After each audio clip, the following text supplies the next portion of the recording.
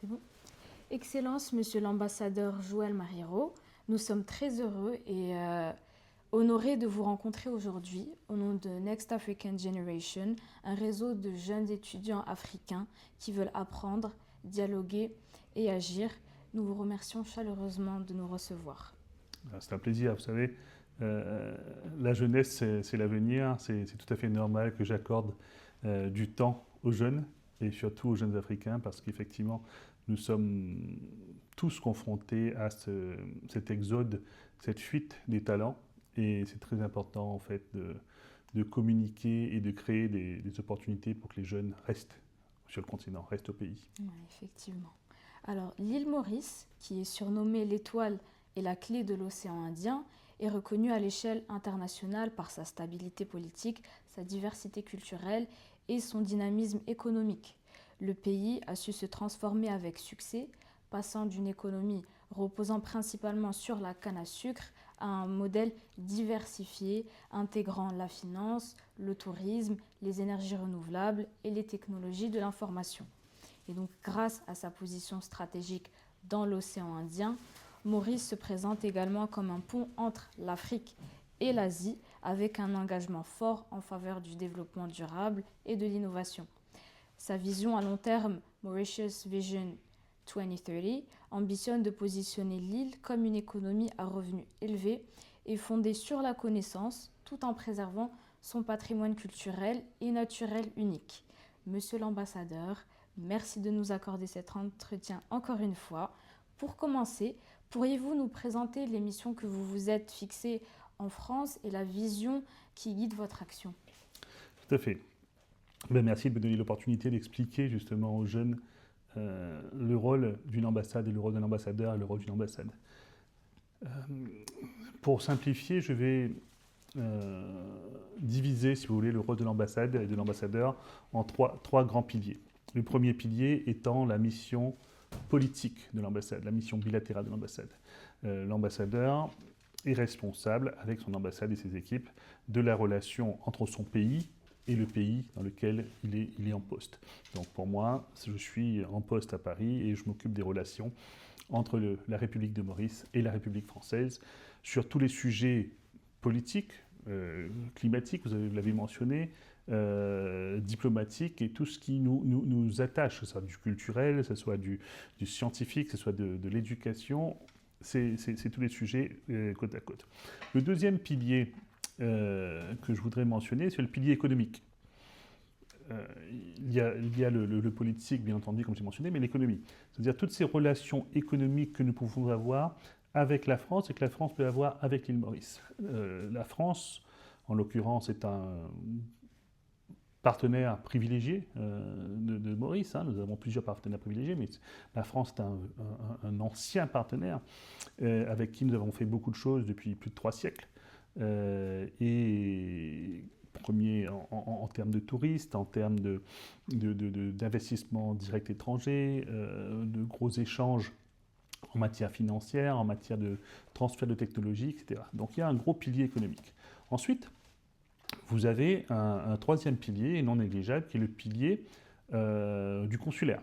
Nous avons une grosse diaspora mauricienne aujourd'hui en France. Il est tout à fait adéquat et important d'avoir au sommet de son agenda comment faciliter la vie de nos compatriotes qui sont sur le territoire ici, parce que nous occupons par exemple de leur passeport, de leur laisser-passer, de leur rapatriement éventuellement d'un défunt, ce genre de choses. Donc les trois piliers sont le pilier économique, le pilier politique, le pilier économique et le pilier consulaire. D'accord, je vous remercie. Et donc, comme vous l'avez mentionné, donc Maurice joue un rôle actif dans la diplomatie internationale, des négociations non seulement climatiques, mais aussi, par exemple, en lien avec la coopération régionale. Comment définissez-vous aujourd'hui les priorités diplomatiques de Maurice? Écoutez, euh, je pense qu'en diplomatie, l'humilité est une des premières qualités. Il faut être tout à fait humble et se dire que lorsque vous êtes un pays souverain, mais insulaire d'une part, et petite en taille, hein, parce que nous faisons quand même 2040 km², vous avez besoin d'avoir une politique internationale renforcée, soutenue, pour pouvoir vous faire entendre. Okay. Nous avons un certain nombre de critères chez nous qui sont des critères qui peuvent entraver notre voie, mais justement en redoublant d'efforts et en mettant l'accent sur nos forces pour combler éventuellement nos lacunes, c'est comme ça qu'on arrive à exister. Si je prends l'exemple de la superficie, prenons l'exemple de la superficie, je vous ai mentionné, nous faisons 2000 km². Oui, on fait 2000 km² de terre, effectivement, mais si l'on compense ces 2000 km² de terre par ce que nous avons comme océan, nous sommes tout de suite un joueur tout à fait différent, parce que nous avons aujourd'hui plus de 2 millions de km² d'océan. Donc, c'est ce genre de contrepartie et de positionnement qui fait qu'on existe et qu'on se fait entendre. D'accord, merci beaucoup. Et donc, Maurice est souvent cité comme un exemple de transformation en Afrique. Donc, quelles opportunités concrètes proposez-vous aux investisseurs français et européens? Alors, si vous vous limitez aux investisseurs français et européens, écoutez, reprenons les piliers de l'économie mauricienne, hein, dans le désordre et non pas en termes de taille. Prenons par exemple l'immobilier à l'île Maurice. Nous avons aujourd'hui, par la grâce de Dieu, une météo qui est quand même assez agréable.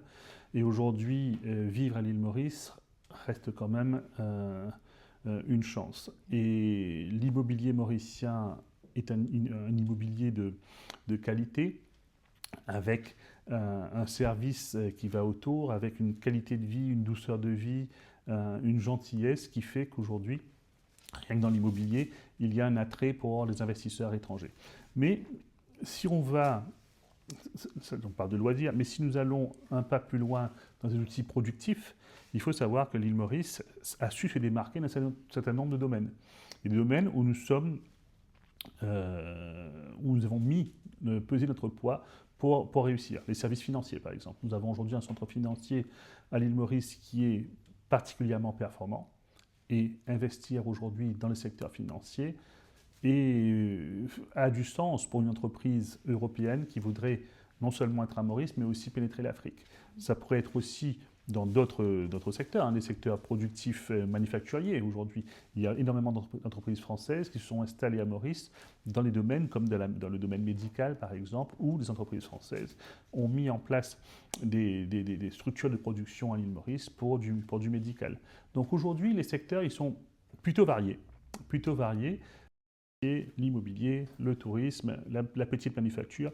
Effectivement, vu la taille, on ne peut pas faire de la grosse manufacture. Mais par contre, il y a quelque chose que nous savons faire, c'est tout ce qui demande de la minutie et de la précision. Nous sommes plutôt bien cotés. D'accord, merci beaucoup.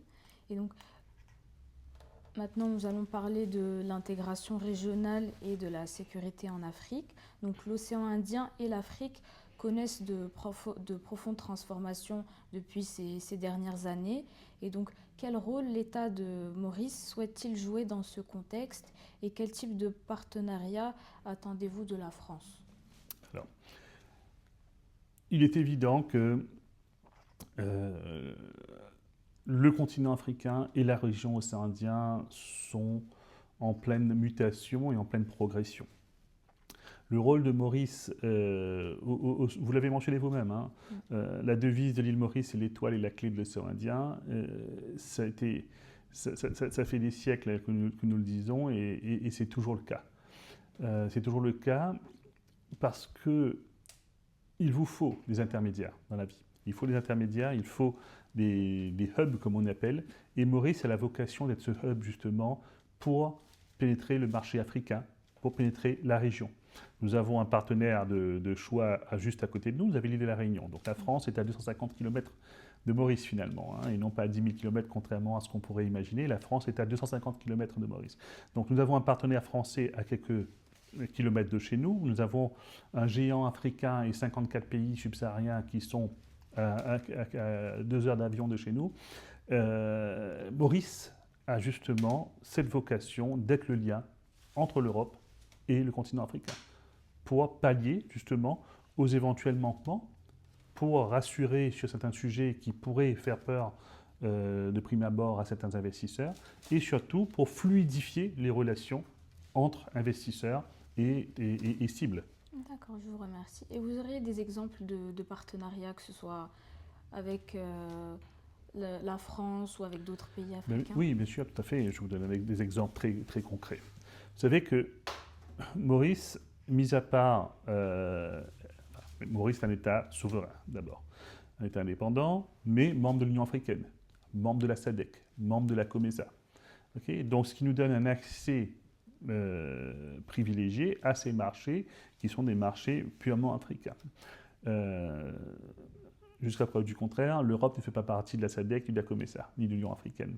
Et aujourd'hui, pour pouvoir pénétrer ces marchés de façon intelligente, il y a toutes les raisons du monde de créer des entreprises à l'île Maurice, de faire de la formation, de la transformation et de la formation à l'île Maurice, de monter en compétences et monter en gamme à l'île Maurice, de transformer vos produits à l'île Maurice pour pouvoir pénétrer ces fameux marchés. Donc apporter de la compétence, transformer, créer de la valeur ajoutée à l'île Maurice pour pénétrer ces marchés. D'accord, je vous remercie. Donc maintenant, nous allons passer à la culture et l'éducation. Donc Maurice est réputé pour sa diversité culturelle et sa jeunesse dynamique. Comment transformer ce potentiel en moteur de développement et quel rôle la coopération avec la France peut-elle jouer selon vous? Vous savez, nous avons beaucoup de nos jeunes qui étudient en France, que ce soit à La Réunion ou en France métropolitaine. La France a toujours été un partenaire privilégié dans la formation de nos talents, mais non seulement pour nos étudiants qui s'installent en France pour étudier en France, mais aussi dans ce transfert de compétences. Vous savez, nous avons des lycées français à l'île Maurice, où il y a un transfert de compétences d'enseignants français et mauriciens qui délivrent à nos jeunes, dès le primaire, secondaire, à l'île Maurice, un enseignement de qualité. Donc ce partenariat, il existe depuis de nombreuses années et il perdure, et non seulement il perdure, il prend de l'ampleur. Donc aujourd'hui, si vous me posez la question, qu'est-ce que la France, comment la France peut accélérer accélérer ce partenariat, simplement, c'est en poursuivant dans la bonne lancée dans laquelle elle est aujourd'hui, en donnant encore plus de moyens à ces établissements scolaires, comme c'est le cas aujourd'hui, pour former cette base de jeunesse mauricienne qui finira par, j'espère, revenir au pays après leurs études. Espérons-le. Et donc, en lien encore une fois avec la culture, quels aspects de la culture mauricienne vous souhaiteriez mettre en avant ici en France? Écoutez, c'est très difficile de répondre à cette question parce que, bon, tous les aspects de la culture sont intéressants. Mais je pense que plus que culturellement, je crois qu'il y a un aspect de l'âme d'un Mauricien, du Mauricien que j'aimerais mettre en avant, au-delà de la culture. Et j'espère ne pas me tromper sur ce que je veux vous dire, mais à chaque fois que je rencontre quelqu'un qui me dit « Ah, vous êtes Mauricien ? Ah, j'aime les Mauriciens, ils sont tellement gentils. » C'est quand même quelque chose qui me revient souvent. Alors, je ne sais pas si c'est le cas pour tous les pays, mais moi je parle en tant que Mauricien, donc, mais ce sentiment et cette réputation de peuple gentil, serviable, aimable, dévoué, en tout cas en France, est quelque chose d'assez réputé. Et je pense que s'il y a quelque chose qu'il faut continuer à promouvoir, justement, c'est cette gentillesse et ce côté aimable et serviable du peuple mauricien, cet attachement que le Mauricien a avec l'étranger. C'est pas toujours gagné, hein. Il y a beaucoup de pays de différentes cultures qui ne voient l'étranger souvent comme étant une menace, un ennemi. J'ai tendance à penser que le peuple mauricien voit l'étranger comme un ami et comme une opportunité de découvrir et de partager. Et je pense que ça, c'est le critère principal, l'aspect principal que les Mauriciens devraient cultiver et conserver. D'accord. Et y aurait-il des événements ou des activités que vous souhaiteriez euh, qui soient mises en place ici en... Écoutez, tout échange est bon à faire, hein, tout échange est bon à faire. Bon, il y a un gros événement qui arrive très bientôt, non pas ici, mais à Maurice, c'est que le président Macron va se déplacer à l'île Maurice mi-novembre. C'est un événement important à plusieurs niveaux, à plusieurs moments, et ça fera écho à ce que vous avez dit tout à l'heure. La zone océan Indien est en plein boom. La Réunion est à 250 km. Avoir le président Macron qui vient à l'île Maurice en visite d'État, c'est quand même un signal particulièrement fort. En sachant que, et c'est assez étonnant, hein, nous avons 3 siècles d'histoire, plus de 3 siècles d'histoire avec la France, mais c'est la première fois qu'un président de la République vient à l'île Maurice en visite bilatérale. Nous avons eu des visites de présidents de la République dans le passé, mais dans le cadre multilatéral, dans les cadres de sommets par exemple. Il y a le sommet de la francophonie, vous avez le président français qui est venu. Et c'est la première fois qu'il y a une visite bilatérale. Et ça, c'est très important. Oui, en effet. Et donc, comme message final, si vous aviez un message à adresser aux jeunes leaders français, africains, peu importe, quel serait-il? Alors, si je résume en fait ma philosophie de vie, je pense que le message que j'aimerais passer, c'est que rien n'est simple, rien n'est acquis. Toujours aller chercher plus loin que ce que les autres voient. Et je crois que c'est là qu'on se démarque. Il ne faut pas s'arrêter aux obstacles, il ne faut pas se mettre des limites, il ne faut pas se mettre de barrières. C'est très facile à dire de ne pas se mettre des barrières, mais le matin, en se réveillant, asseyez-vous et dites comment je peux aller plus loin. Et je crois que c'est ça le plus important, comment aller plus loin. Et une fois que vous avez trouvé comment aller plus loin, mettez en place votre agenda, mettez en place votre feuille de route. Votre agenda, c'est ce qui est le plus important dans votre vie.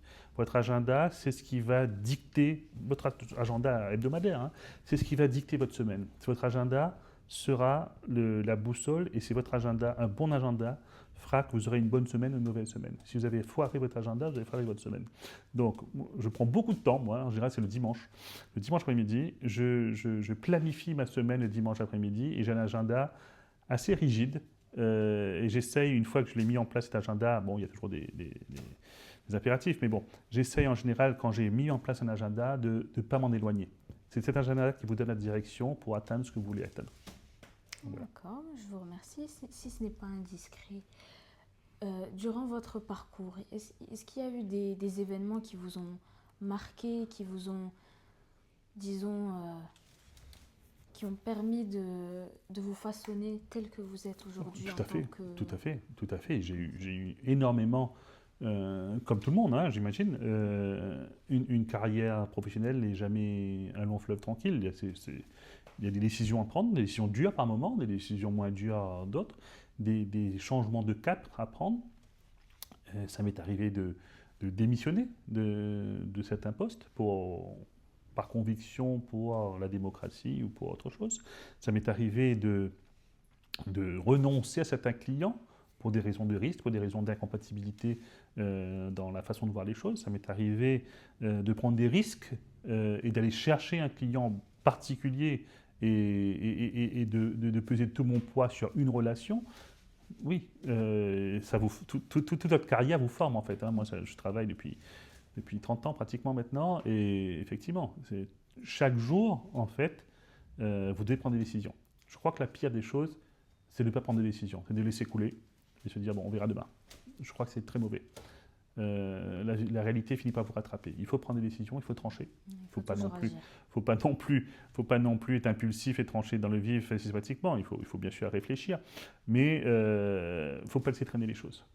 D'accord. En tout cas, monsieur l'ambassadeur, nous vous remercions chaleureusement pour d'avoir accepté de nous recevoir, et merci pour ce dialogue inspirant.